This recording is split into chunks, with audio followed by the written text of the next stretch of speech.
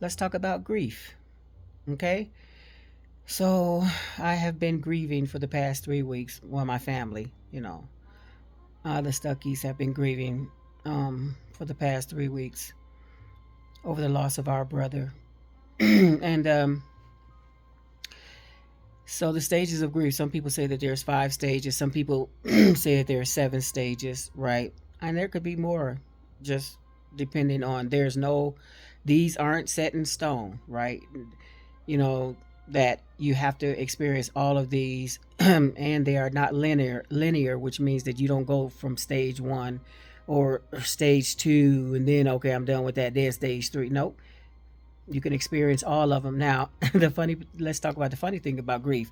So I was in a dark place really 3 weeks ago when I found out about my brother, right? And I've been having a hard time. So I decided to, in my video that I did earlier, get up, like yesterday, get up, dust yourself off, um, clean yourself up and get back in the race. Okay, so that's what I did. So, and during the last 3 weeks, I, caught this cold or whatever. I was just in here going through it. Okay, I was grieving. I was really stuck on one of the stages of grief, and I'll talk about that in a minute. So now I'm feeling a little bit better today. I'm not, I mean, I just finished a makeup party with one of the homegirls from South Bend, virtual. We did it online. That was a lot of fun.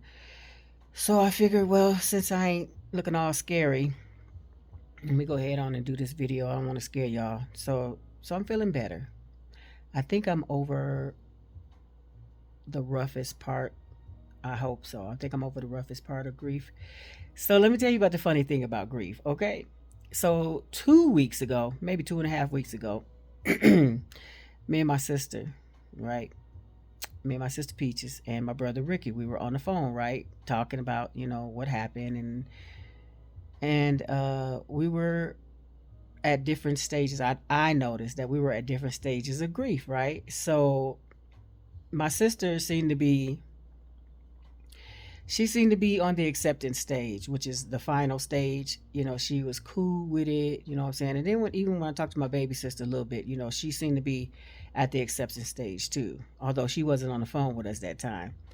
So clearly, they resolved very quickly within themselves that this is, this is the way it is. Okay, let's just go ahead and get this over with. And here I was on the anger stage. I was raging. You hear me? Angry. Just angry. And I wasn't angry about, like, that I wanted to change things around. I was just angry. And I wasn't just angry. I was livid. I was just over here just raging. And I was angry at, my brother, and I wasn't. So I recognized that. My brother Ricky, I think he was at a different stage. I think I called it the confusion stage. He just seemed to be somewhere in between all the stages. So I noticed that. I started kind of laughing because it just goes to show you that, um grief, people grieve in their own way, right? Just because we're siblings doesn't mean that we're all going to grieve one stage at a time in unison, and then we like, okay, we done, now let's move on to the, stage two. Nope, we were all at very different stages of grief, and I recognized that. I think I felt pretty much 4 stages, probably. I don't know for sure, I didn't really count. 4 stages all at once, because you can feel all the stages at once, right? But one thing is for sure, I was definitely on the anger stage quite a bit longer, right? And then also I experienced, now depression is also another stage, right? So I don't know about my siblings, but I know I experienced depression because, you know, your mind is racing and you're trying to, you can't help but feel a sadness, and I did express that in a previous video I did earlier this month, that I was sad. But then it just got worse for me. It got worse for me, especially in the wee hours of the night. Um, thinking about him, just thinking about our family all together, thinking about my sisters who have already gone on, thinking about our parents who are not here, and then thinking about him. And so it was really, I was vacillating, going back and forth between really rage and sadness, depression. And so I knew that I was processing my way through it because I wasn't in denial. I wasn't denying that I was feeling what I was feeling. I was allowing myself to feel what I was feeling. So that's how I knew I was doing it the right way. I just didn't like the fact that I was, on one stage so long. I was like, Lord, I had to pray, when am I going to get past this? Because I don't want to be raging about this. I don't want to be angry, toward him. And I knew that I would work through it. I knew. I knew God would help me because I'm fearfully and wonderfully made. That's how He made us, right? To be resilient and to get through things like this. And so I knew I would make it through it. I just didn't know when. And this is Wednesday. This is the third day of this week that I'm feeling much better. Although I'm still, getting over just the last part of this cold that I had. Last part of this cold that I had. Um, but I'm doing better. I'm happy to be doing better. And so, but the sad part is that people will not let you grieve in your own way. Um, they mean well, but some people just kind of, they just try to get in there and like try to take the reins and control how you're gonna grieve, and they can't do that. They don't have the right to do that. Like, I don't have a right to tell you how to grieve, and you don't have a right to tell me how to grieve. And so the sad part is that that's what I'm also experiencing with my brother. Now he's judging me and about how I'm grieving because I was raging, so angry, just so angry. But and I didn't even he didn't even bring it to me. He didn't even bring it to me. I heard from a couple of family members that that's how he felt about the way I'm grieving, which he felt like that's the wrong way to do it. And he can't tell me how to grieve. He can't tell nobody how to grieve. Ain't nobody telling him how to grieve or how to feel. You know what I'm saying? Don't try to direct my grief. So that's kind of sad because during times like these is when the family should pull together. Okay, I ain't saying that it'll always happen that way, but this is the time when families should pull together. And just like things are unfolding now, it just goes to show that people, they have to process their feelings differently. So if I'm willing to give, people the benefit of the doubt, right? If I'm willing to give you the benefit of the doubt and give you the space and time that you need to heal, then you're going to afford me the same grace. So stop with the judgment. This is a message to my brother because, again, like, okay, you've been avoiding me because you don't like the way I'm grieving. For shame. Okay? So everybody grieves in their own way. Okay?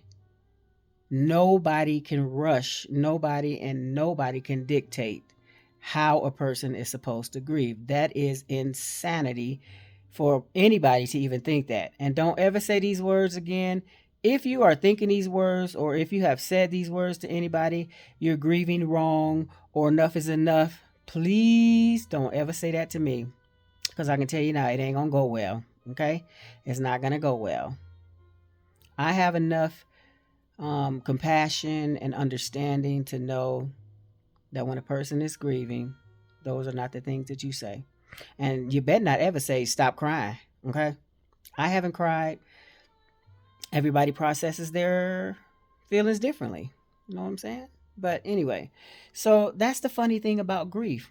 That's the strange thing about grief, that siblings can and do experience grief differently at different rates, okay, at different lengths. So I'm pretty sure that I'm past the anger stage right now. I could go back. Ain't no telling. because I know that I'm over, because when I talk about him, when I talk about my brother, I don't get so upset anymore. I just don't start raging anymore. And so yeah, so this is where I am now.